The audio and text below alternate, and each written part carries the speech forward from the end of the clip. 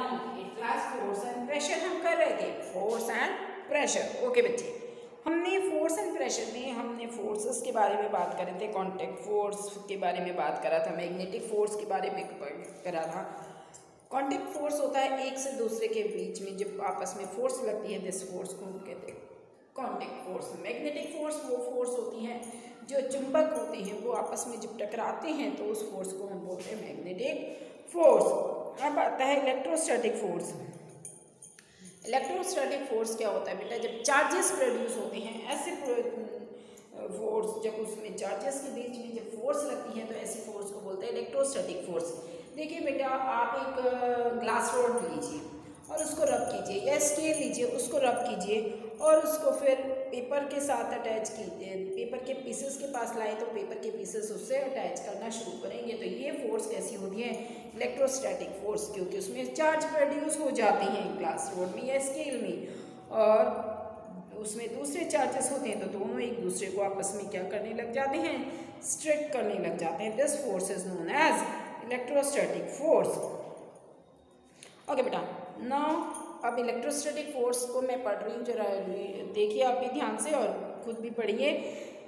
मैं जो आपको बेटा अब भेजूँगी असाइनमेंट्स, वो आपने अगर चैप्टर अच्छे से पढ़ा होगा तभी आप क्वेश्चंस के आंसर करेंगे, अदरवाइज नहीं कर पाएंगे। ओके बच्चे, so electrostatic force, a straw is said to be a acquired electrostatic charge after it has been. Straws is an example of a charged body. A force exerted by a charged body to on another charged or uncharged body is known as electrostatic force. जब एक charge body uncharged body को attract करती है तो उसको हम बोलते हैं इलेक्ट्रोस्टैटिक फोर्स। इसी तरीके से देखिए एक फिगर है, फिगर 11.11, ये रही 11.11। A straw rub with paper, paper को रब किया, पेपर के साथ रब किया। अट्रैक्ट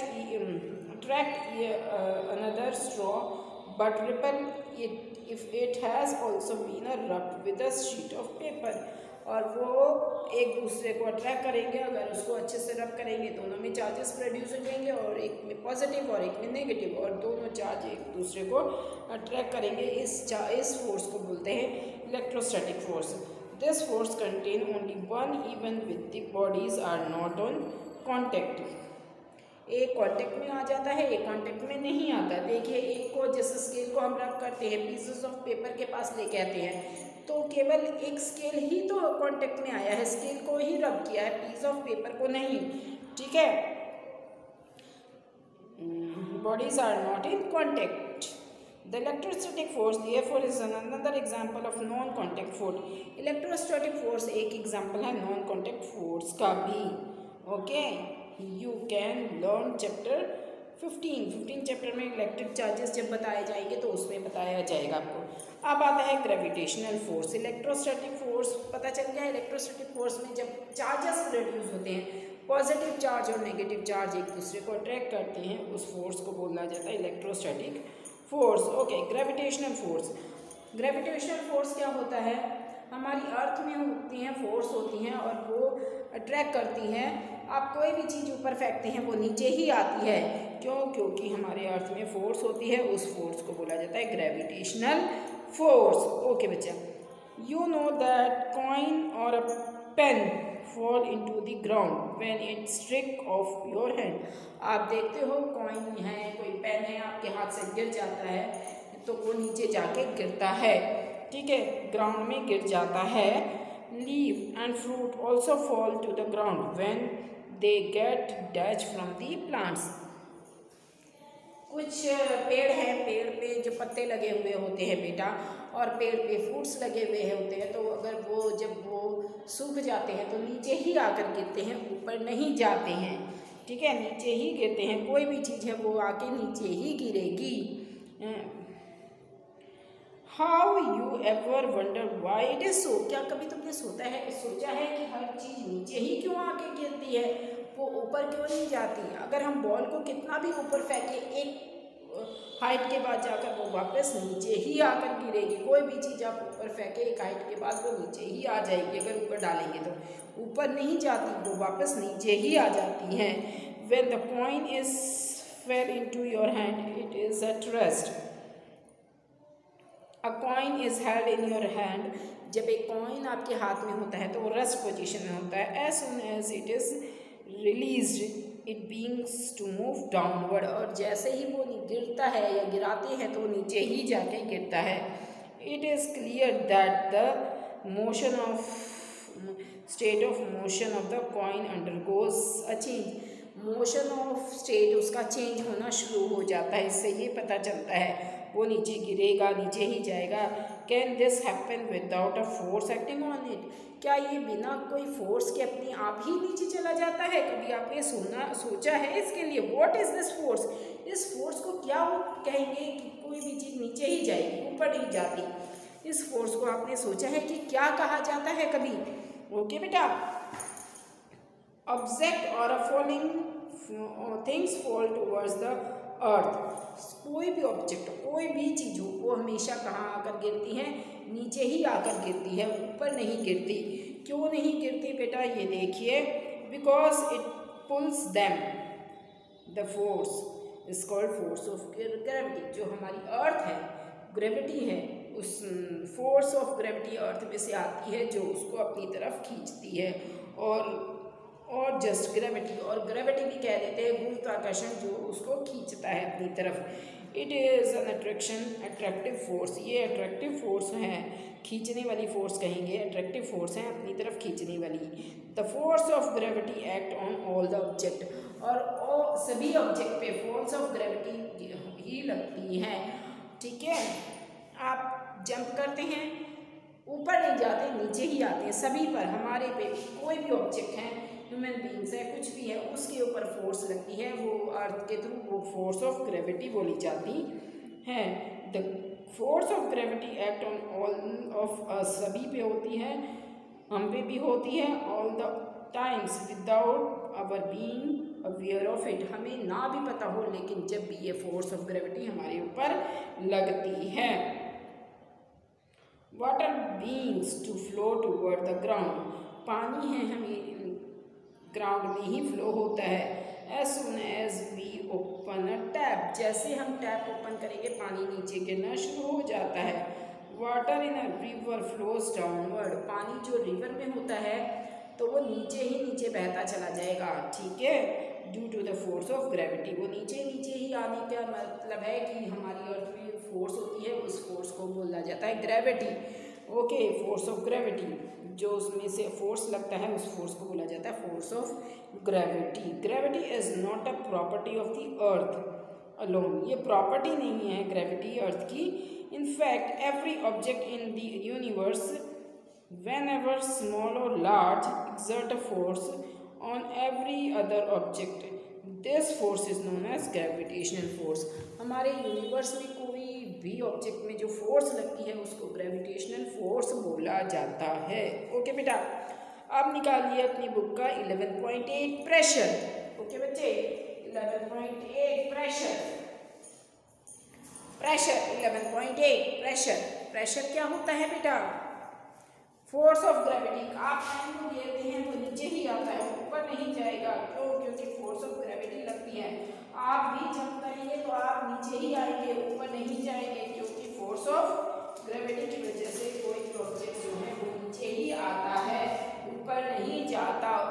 क्योंकि हमारे अर्थ में एक फोर्स होता है, उस फोर्स को ग्रेविटी फोर्स बोला जाता है। तो वो फोर्स लगती है सभी ऑब्जेक्ट्स पर।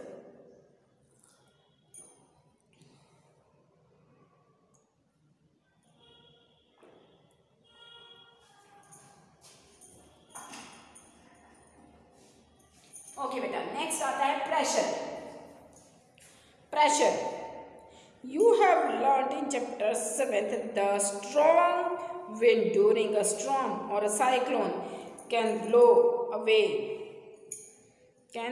Away even the roof top. तेज हवा आती है तेज साइक्लोन्स आता है तो रूफ को भी कई बार ब्लो अवे, दूर ले जाता है, उड़ा कर ले जाता है। छतों को भी, हल्की फुल्की छतें होती हैं जिनकी, उनकी छतों को हटा देता है कई बार। You also learn that winds and cyclones are cause by the differences in the air pressure.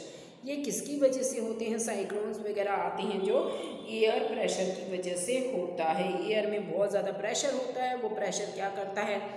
Pressure ही उसको हटा देता है। एयर प्रेशर की वजह से ये सब कुछ होता है। ओके बेटा, it is any relation between the pressure and the force. क्या प्रेशर और फोर्स के बीच में भी कोई रिलेशन होता है? Let us find. अब हम देखते हैं। Try to push a nail into a wooden plank by its hand. अपने हाथ से एक कील को लकड़ी में ठोकिए, उसको लगाइए, ठीक है। Do you succeed? क्या आप सक्सेस हो जाते हैं, लगाने में कामयाब हो जाते हैं? Try now to push. अब उसे खींचिए the nail by the pointed end. Could do this time, could you do this time? अब क्या उस कील को वापस खींचेंगे तो आराम से खींच लेंगे। Try cutting vegetables with a blunt and sharp knife, it is easier. अगर किसी शार्प चाकू से, शार्प नाइफ से आप क्या करते हैं? वेजिटेबल्स को काटते हैं, तो क्या आप इजीली कट ऑफ कर लेंगे? हाँ जी। Do you get the feeling that area over each which of the force is applied, example the pointed end of the nail or played a role is making task easier।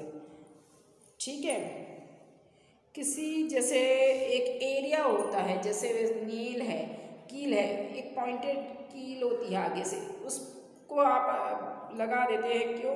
क्योंकि उस पर एक force आप लगाते हैं तो वो आराम से लग जाती है। The force acting on unit area is of a surface is called pressure. और उस सरफेस एरिया पे जो आपका फोर्स लगता है, एक एरिया पे जितनी आपकी ताकत लगती है उसको बोलते हैं प्रेशर। जितना आपका फोर्स लगता है उसको बोला जाता है प्रेशर। ओके बेटा, प्रेशर किसे बोला जाता है? एक एरिया के ऊपर जो फोर्स आप लगाते हैं, ज़्यादा या कम, वो प्रेशर होता है। Okay right, pressure.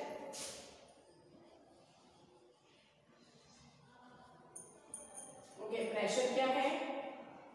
The force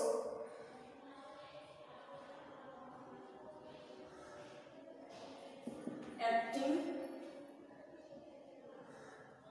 on a unit area of a surface is called pressure। इसको हम प्रेशर बोलते हैं। एक एरिया पे, जैसे कील है बेटा, कील आगे से आप उस पर जोर लगाते हैं, प्रेशर लगता है तो वो उसके अंदर चली जाती है।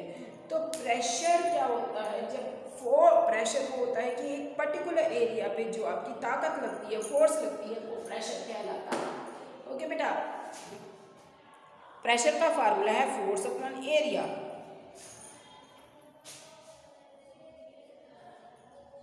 Pressure is equal to force upon area.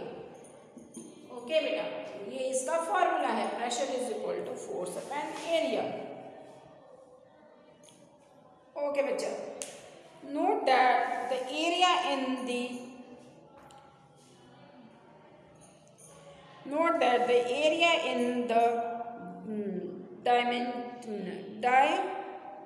demonstrator in the above experiences, so the smaller the area, larger the pressure। जितना छोटा एरिया होगा उतना ज़्यादा प्रेशर होगा, जितना बड़ा एरिया होगा उतना प्रेशर कम होगा। ठीक है बेटा, जितना ज़्यादा प्रेशर, एरिया ज़्यादा होगा उतना ज़्यादा प्रेशर होगा, जितना एरिया ज़्यादा होगा प्रेशर कम होगा, एरिया कम होगा प्रेशर ज़्यादा होगा। ओके बच्चे, अब देखिए, so the smaller the area, larger the pressure on the surface of the same force। The area of the pointed end of the nails is much smaller than the area of its head। जो कील होती है उसके head से वो pointed वाला area ज़्यादा होता है, इसलिए वहाँ से वो कील ईज़िली दीवार में या आप किसी वुडन जगह पे लगाते हैं तो लग जाती हैं। जबकि आप जहाँ से वो गोल होता है वहाँ से लगाएंगे तो वो नहीं लगता, क्योंकि उसका एरिया ज़्यादा होता है। जहाँ एरिया कम होगा वहाँ प्रेशर ज़्यादा लग जाएगा, प्रेशर ज़्यादा लगने की वजह से वो कील लग जाती है। ओके बेटा, can you explain now why should bags can you explain now why shoulders bags are provided with broad, sharp and not thin sharp, and why the tools meant for cutting pricking always have a sharp area?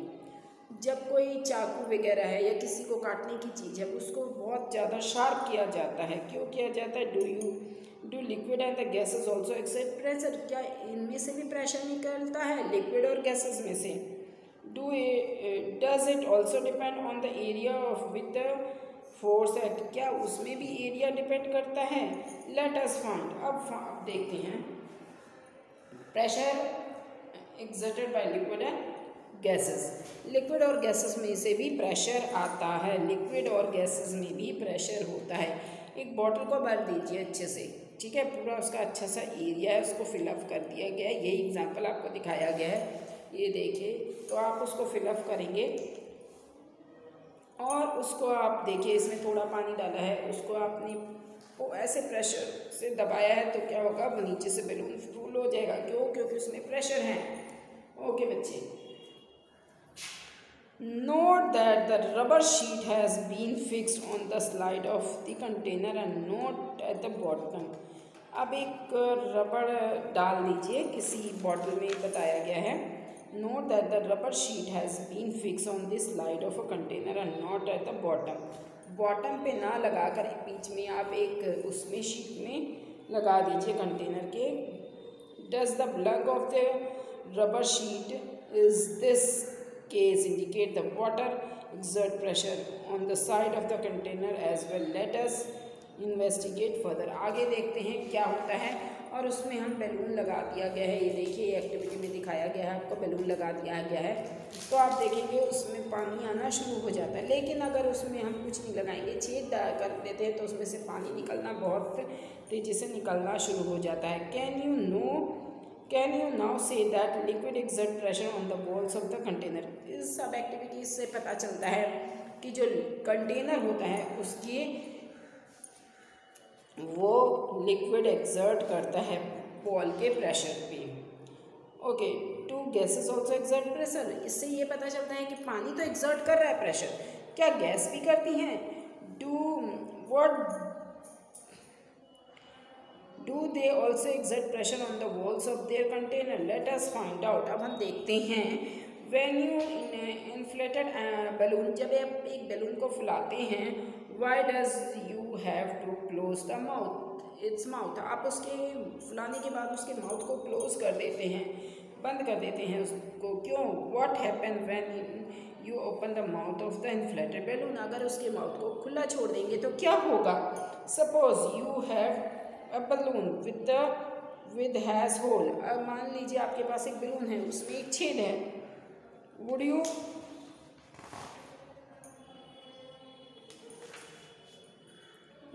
be able to inflated air? क्या उसमें से air निकलेगी? If not, why? क्यों नहीं निकलेगी? Can you say that air exert pressure in all the walls, all the directions?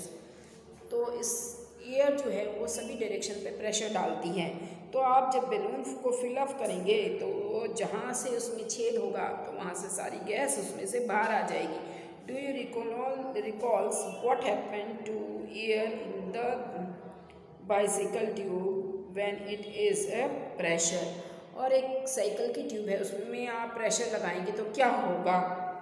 Do these observation suggest that air exert pressure on the inner wall of an inflated balloon or a tube? इससे ये पता चलता है वो cycle आगे चलेगी। अगर cycle से हवा निकाल दोगे तो वो साइकिल आगे नहीं चलेगी। तो इससे ये पता चलता है कि जो ये प्रेशर है वो एयर का प्रेशर भी होता है, एयर में भी होता है प्रेशर, और साथ साथ गैसेस मतलब gases to exert pressure on the wall of the container.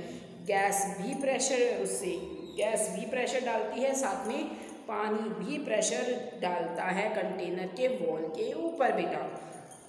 Okay, इससे ये पता चलता है कि गैस और गैस में भी और साथ साथ एयर में भी प्रेशर होता है, वाटर में भी प्रेशर होता है, गैस में भी प्रेशर होता है, सॉलिड चीज़ों में भी प्रेशर होता है। ठीक है, तो प्रेशर सभी चीज़ों में प्रेशर लगता है। तो इसके बाद आगे हम नेक्स्ट क्लास में करेंगे। तो आप इतना ही अच्छे से कीजिएगा, इन एक्सपेरिमेंट्स को भी करने की कोशिश कीजिएगा घर पे।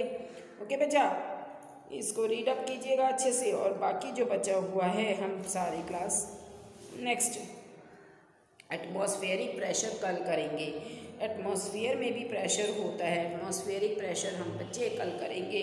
आज के लिए इतना ही एक्टिविटी है।